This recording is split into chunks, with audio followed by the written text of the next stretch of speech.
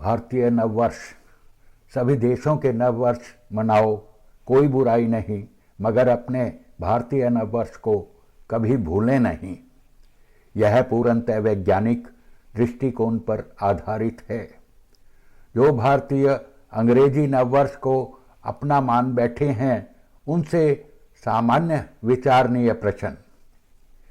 श्री रामचंद्र जी का जन्म जयंती गत वर्ष किस अंग्रेजी तारीख को थी और इस वर्ष किस तारीख को होगी?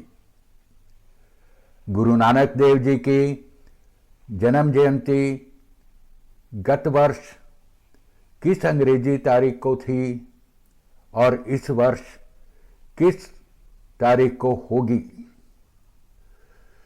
गुरु रविदास जी की जन्म जयंती गत वर्ष किस अंग्रेजी तारीख को थी और इस वर्ष किस तारीख को होगी? महर्षि वाल्मीकि जयंती गत वर्ष किस अंग्रेजी तारीख को थी और इस वर्ष कब होगी? महात्मा बुद्ध को ज्ञान की प्राप्ति तिथि अर्थात बुद्ध पूर्णिमा गत वर्ष किस अंग्रेजी तारीख को थी और इस वर्ष कब होगी? महावीर जयंती गत वर्ष कब थी और इस वर्ष कब होगी? श्री कृष्ण की जन्म जयंती गत वर्ष किस अंग्रेजी तारीख को थी और इस वर्ष कब होगी? अंग्रेजी कैलेंडर अनुसार हर वर्ष महापुरुषों की जयंती की बदलती तारीख क्या हमारी आने वाली पीढ़ियों के मन में एक असमंजसता की स्थिति तो पैदा नहीं कर देगी? महापुरुषों की जयंती हर वर्ष अलग अलग अंग्रेजी तारीख को क्यों होती है? यदि हमारा नया वर्ष 1 जनवरी से शुरू होता है और यदि हम हर पर्व के एक अंग्रेजी तिथि निर्धारित कर दें और उसी दिन वह मनाएं, तो एक दिन ऐसा भी आएगा कि चांदनी रात पूर्णिमा में मनाया जाने वाला पर्व अंधेरी रात अमावस्या में मनाया जाएगा। इन सभी समस्याओं पर विचार करना आवश्यक है। इन सभी प्रश्नों के उत्तर हमें सहज में ही मिल सकते हैं यदि हमें प्राचीन काल से चले आ रहे भारतीय कैलेंडर पंचांग का ज्ञान हो।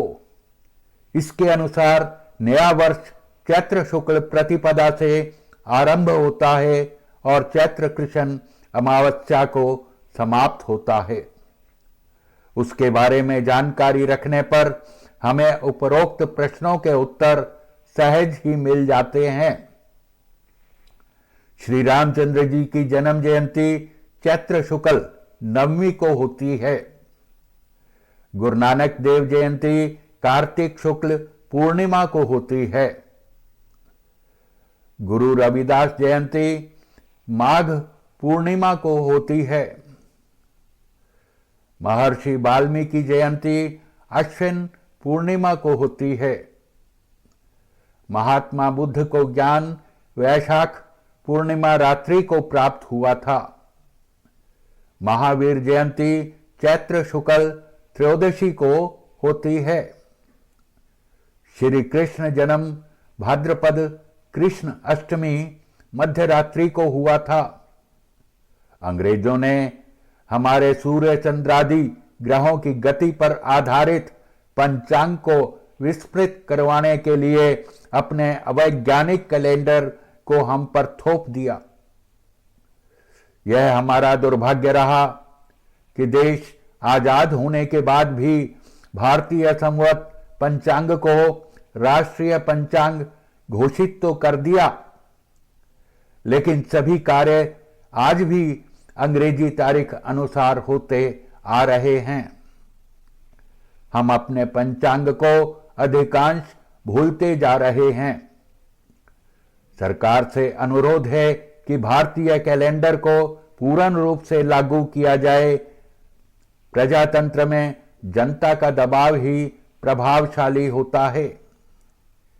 यदि जनता आने वाली पीढ़ियों में अपने महापुरुषों की स्मृति बनाए रखना चाहती है तो उसे भारतीय नववर्ष को ही अपना नववर्ष, जो चैत्र शुक्ल प्रतिपदा से आरंभ होता है, को ही उत्सव रूप में मनाना चाहिए।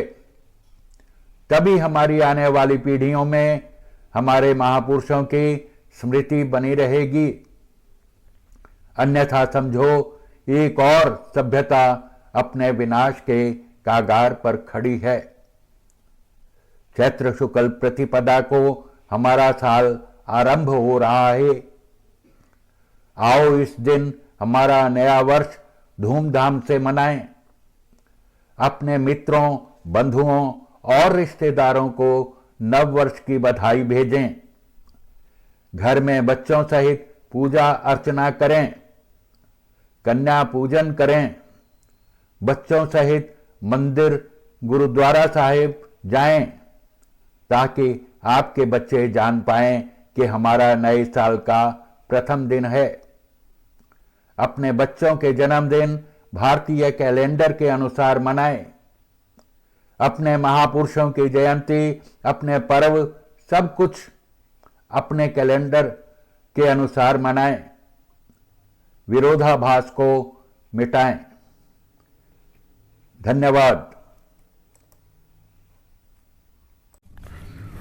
नमस्कार साथियों, यदि आप चाहते हैं कि इस प्रकार के भारतीय संस्कृति के महत्वपूर्ण बिंदु देश विदेश में प्रचारित हों, तब आप मेरे चैनल को सब्सक्राइब करें और इस वीडियो को लाइक और कमेंट करें तथा अधिक से अधिक व्यक्तियों तक जानकारी प्रसारित करने के लिए इसे आगे शेयर करें। धन्यवाद।